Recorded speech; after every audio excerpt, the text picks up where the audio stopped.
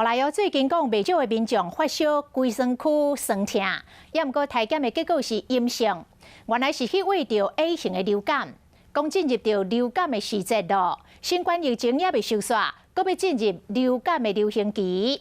讲这两种的病毒传染的路草真相共，拢是以喙烂泡甲接触传染为主，镜头小可无共。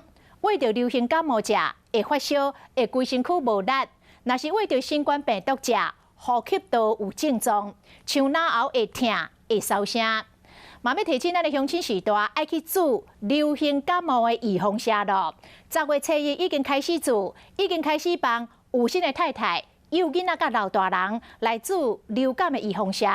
若是50岁以上的乡亲，是11月初一开始注。那这几天手会酸酸的，是正常的。倒手一个流感，正手一个肺炎链球菌，人看起来老神在在。过去人们注新冠，人们注流感，今晚注射对许多人来讲是真肃常的代志。打了四剂了啦。新冠打4剂了。对。然后流感打第几年了？打了5年，每一年都打，今年打很多。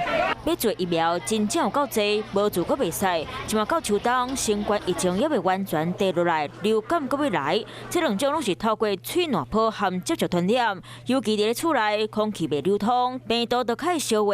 不过伫咧镜头就淡薄无同，流感是规身躯性的镜头为主，发烧、筋膜酸痛、头晕无力。新冠镜头初期是呼吸道为主，脑痛、阁有声音烧声和鼻水讲流。那流感的重症有可能会有一些肺炎或脑炎的状态。在老人的话，当然是流感可能会引发肺炎，那可能肺炎它有一个比较大感染，就可能会影响它其他器官系统的同时的一些衰竭。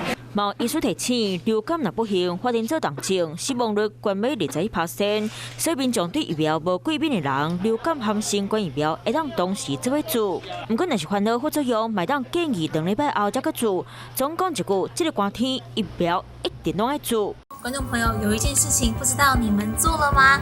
那就是赶快来订阅我们的 CH52华视的频道，而且记得哦，一定要帮我们分享、按赞，还要开启小铃铛。